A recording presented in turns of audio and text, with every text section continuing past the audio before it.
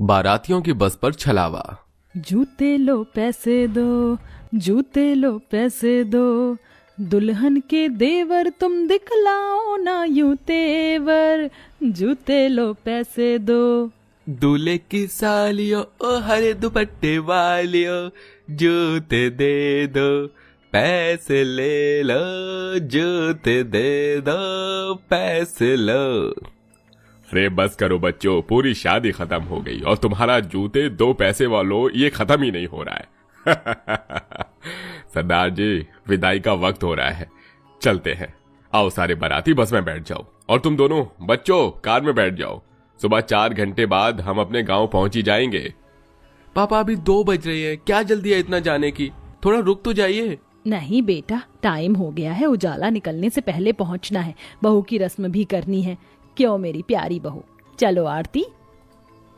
जी माँ जी।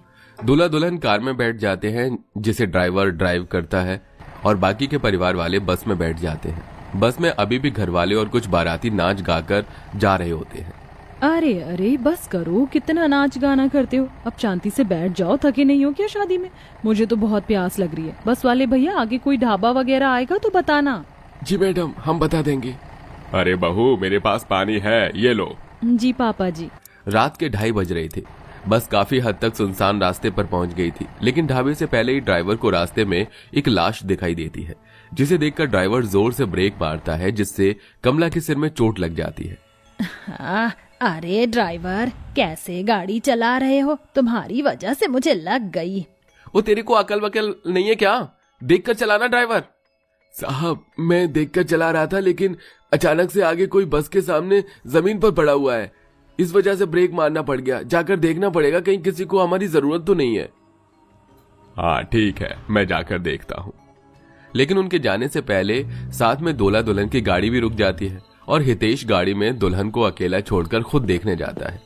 वो वैसे ही उस लाश का चेहरा देखता है तो डरकर पीछे हो जाता है। इतने में बस से उतरकर सारे लोग आ जाते हैं। हे भगवान, कितना भयानक चेहरा था। भाई भाई, क्या हुआ आपको और आप यहाँ? हाँ, ये यहाँ पर इतना भयानक लाश पड़ी थी, उसे देख चीख निकल गई मेरी। भाई, आपने कैसा मजाक कर रहे हो? काफी रात हो रही है, इसका मतलब ये नहीं कि आप हमको डराओगे। यहाँ कोई भी नहीं है, आपके सामने कोई नहीं है, आपका भ्रम होगा। हाँ बेटा, यहाँ तो कोई भी नहीं है। नहीं, लेकिन मैंने तो देखा था, यहाँ कोई पड़ा था। हाँ सर, कोई पड़ा था, तभी तो मैं भी गाड़ी रोकी। अरे बहुत बातें हो गई, हमें निकलना भी है। कोई नहीं है, आकर चलो सब बस में बैठो। और हितेश, तुम बहू को अकेला मत छोड़ो, समझे? जी पापा। सब लोग बस में बैठकर वापस चलने लगते हैं और हितेश भी अपनी पत्नी के साथ बैठ जाता है। बाराती बस के पीछे दूल्हे की गाड़ी चलती जाती है। तभी बस ड्राइवर वापस गाड़ी रोक लेता है। फिर से क्यों गाड़ी पर वापस ब्रेक मारा? हाँ, इतनी तेज का चलाना। ड्राइवर, हमें अपने घर पे पहुंचना है। साहब, मैं बहुत देर से गाड़ी चला रहा हूँ। ये वही जगह है जहाँ कुछ देर पहले हमारी बस रुकी थी और हमें वो लाश दिखाई दी थी। बकवास करना बंद कर ड्राइवर, गाड़ी चला चुपचाप। बस ड्राइवर वापस उस गाड़ी को चलाता है और वहीं दुल्हन की भी गाड़ी बार बार वहीं वापस आ जाती है और यही बात दूल्हा दुल्हन भी नोटिस करते हैं। ड्राइवर काका, ये रास्ता तो वही है जहाँ थोड़ी देर पहले आपने गाड़ी रोकी थी। ये बार बार रास्ता क्यों आ रहा है? मुझे कुछ समझ नहीं आ रहा। हाँ, इतनी देर से मैं भी यही बोल रही हूँ, मतलब आपको बोलना चाहती थी, ये बिल्कुल वही रास्ता है। मुझे तो कुछ गड़बड़ लग रही है। हाँ हितेश बाबा, मुझे भी गड़बड़ लग रही है। शायद हम किसी भ्रम में हैं। मुझे तो लगता है कोई छलावा हमारे साथ ये सब कर रहा है, क्योंकि देखिए, इतने सुनसान रास्ते पर कोई बुरी आत्मा ना हो। रात के 3 बजे ऐसा कैसे हो सकता है? मुझे लगता है हम किसी छलावे में फंस चुके हैं। मैंने पहले भी कहीं सुना था कि इस रास्ते पर छलावा हुआ है। क्या छलावा? पर ये कैसे हो सकता है? मुझे भी समझ नहीं आ रहा आरती, पर तुम चिंता मत करो। तभी ड्राइवर गाड़ी आगे चलाता है। वो कुछ दूर आगे जाते हैं, लेकिन तभी एक पेड़ की टहनी ड्राइवर के गले में घुस जाती है और हितेश का ड्राइवर वहीं पर मर जाता है। ये देख वो दोनों बहुत डर जाते हैं। ये सब क्या हो रहा है? ये कैसे हो गया? हे भगवान, ड्राइवर काका की मौत हो गई। अब हम क्या करें? लगता है ये साया हमारे पीछे ही है। हितेश जी, मुझे लगता है वो साया, वो छलावा बहुत देर से हमारा पीछा कर रहा है। हमें बस में सबके साथ रहना चाहिए। हाँ, तुम ठीक कहती हो। चलो हम दोनों बस में बैठ जाते हैं। दोनों बस आवाज लगा लगा कर बस को रुकवा लेते हैं। उनके चेहरे पर मौत का खौफ देखकर परिवार वाले दंग रह जाते हैं। जेठ जी, जेठानी जी, आपको क्या हुआ? आप दोनों इतना घबरा क्यों रहे हैं? हाँ बेटा, तुम दोनों को क्या हुआ बताओ, तुम तो कार में बैठे थे ना। हाँ पापा, लेकिन वो छलावा हमारा पीछा ही नहीं छोड़ रहा। आपको पता है कितनी देर से हम एक ही रोड पर हैं और ड्राइवर काका की भी मौत हो गई। क्या? वो हमारे बहुत पुराने ड्राइवर थे।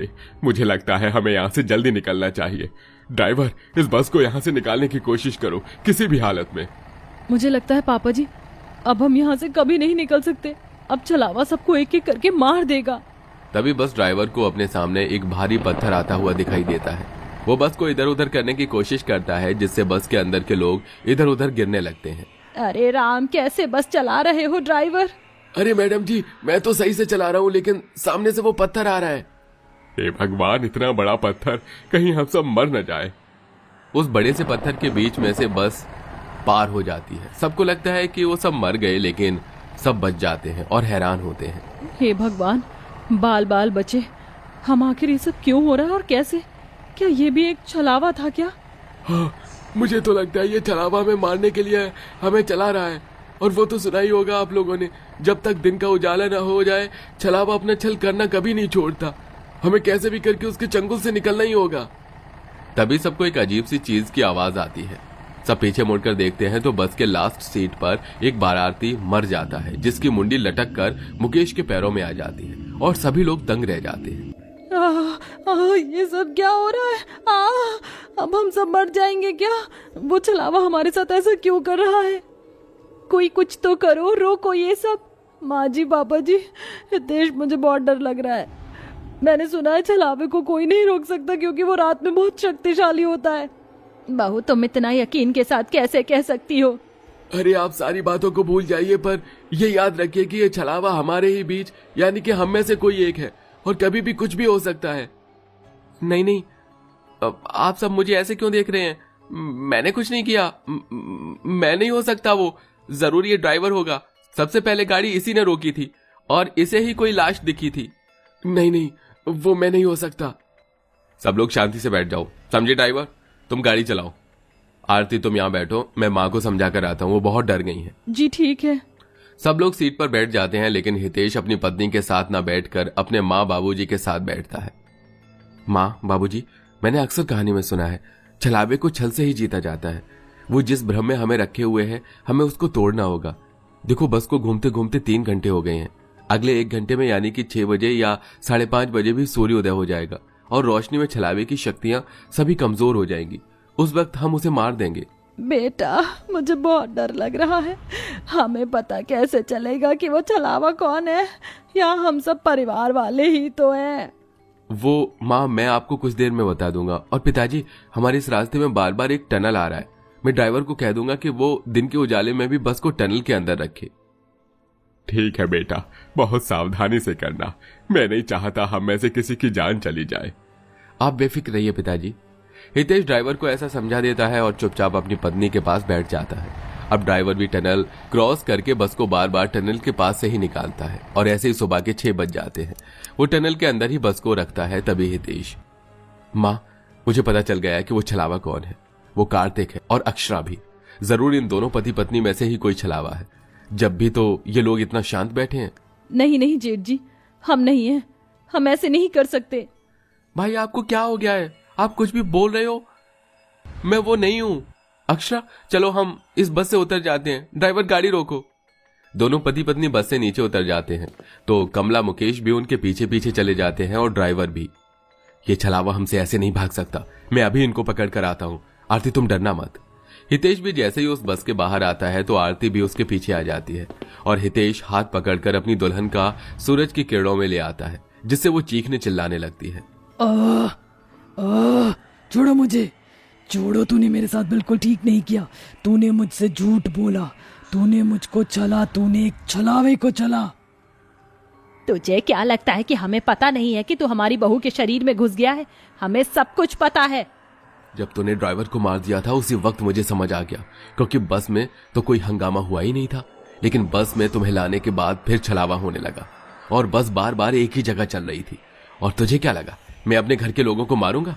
नहीं, ये तो उन्हें बस से निकालने का एक तरीका था और तुझे मारने का तरीका। मैं इस लड़की को मार दूंगा, मैं इस लड़की को मार दूंगा। नहीं, ऐसा नहीं हो सकता। कार्तिक, ड्राइवर, जल्दी से उस बस पर पेट्रोल छिड़को, जलाओ उसे। तभी हितेश अपने छलावे पत्नी को सिर पर एक तेज डंडा मारता है और उसके शरीर से छलावा निकल जाता है। वो बेहद असहाय होता है, इसलिए हितेश उस पर भी वार करता है और उसे बस के अंदर फेंक देता है। कार्तिक जल्दी से उस बस में आग लगा देता है और बस के साथ उस छलावे की कहानी भी हमेशा के लिए खत्म हो जाती है और आरती को भी होश आ जाता है और सब लोग सुरक्षित अपने घर पहुंच जाते हैं।